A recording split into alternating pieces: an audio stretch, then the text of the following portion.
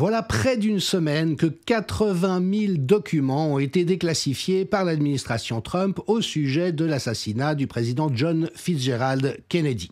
80 000 dossiers, c'est évidemment énorme, mais avec l'intelligence collective qui s'active, notamment dans les réseaux sociaux et la force de travail que représentent tous les chercheurs indépendants, les journalistes intègres, les historiens, les experts, eh bien, il y a malgré tout un nombre important d'éléments saillants qui ont pu émerger.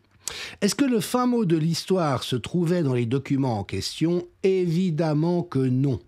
Pour la petite histoire, le juge Andrew Napolitano a rencontré le président Trump à la fin de son premier mandat et dans la conversation, on lui a dit « Mais monsieur le président, il y a une chose que vous vous étiez engagé à faire et que vous n'avez pas réalisée. » Trump lui a demandé « Mais de quoi s'agit-il ? Dites-le-moi, comme ça je vais régler l'affaire tout de suite. » Et le juge Napolitano lui a rappelé son engagement à rendre public l'entier des dossiers sur l'assassinat de John Kennedy. Et là, Trump a pris quelques secondes de silence avant de répondre « Mais vous savez, si vous saviez ce qu'il y a dans ces dossiers, vous comprendriez pourquoi je ne les ai pas rendus publics. » Et au fond, il n'y a pas de surprise, il n'y avait pas de doute à avoir. Pam Bondi, la nouvelle Attorney General, donc ministre de la Justice des États-Unis, avait également indiqué à une journaliste, une semaine avant la déclassification des dossiers, que tout ne serait pas rendu public parce qu'il y a des documents qui impliquent la sécurité nationale.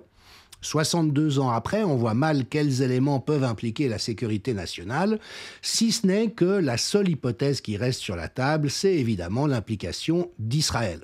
On comprend bien que si feu l'URSS, Cuba, le Zimbabwe, le Brésil, le Canada avaient été impliqués dans l'assassinat de Kennedy, ou même la CIA ou la mafia, il n'y aurait aucun souci à l'heure actuelle, tous les concernés étant décédés depuis, à rendre publiques ces informations d'utilité publique. En revanche, que le plus fidèle allié des États-Unis, indéfectible, ait pu conspirer pour participer à l'assassinat du président Kennedy, ça serait un tel coup de tonnerre dans le paysage géopolitique qu'à vrai dire, c'est à peu près la seule hypothèse qui reste sur la table.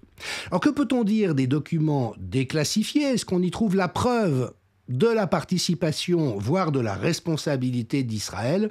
C'est évidemment une question extraordinairement complexe, extraordinairement touffue, dont le grand public n'a encore qu'une très vague idée qui, par exemple, à l'encontre de l'image d'Épinal d'un John Kennedy tellement doué, tellement savant, tellement compétent, c'est que le clan Kennedy s'est longtemps compromis avec les différentes mafias nord-américaines, le crime organisé, oui, que le père de John et de Robert Kennedy Sr. a soutenu activement le régime nazi.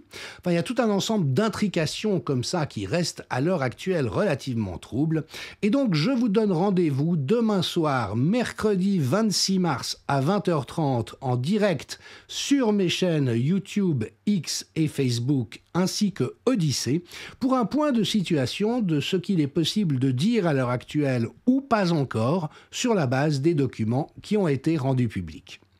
À demain en direct, si cela vous est possible et le cœur vous en dit, sinon plus tard en différé sur les différents canaux en question, et nous explorerons cette question d'autant plus intéressante que même si nous n'avons pas la clé de toutes les questions qui restent en suspens, on voit en tout cas émerger le vrai motif qu'il s'agit de pouvoir apprécier à sa juste mesure.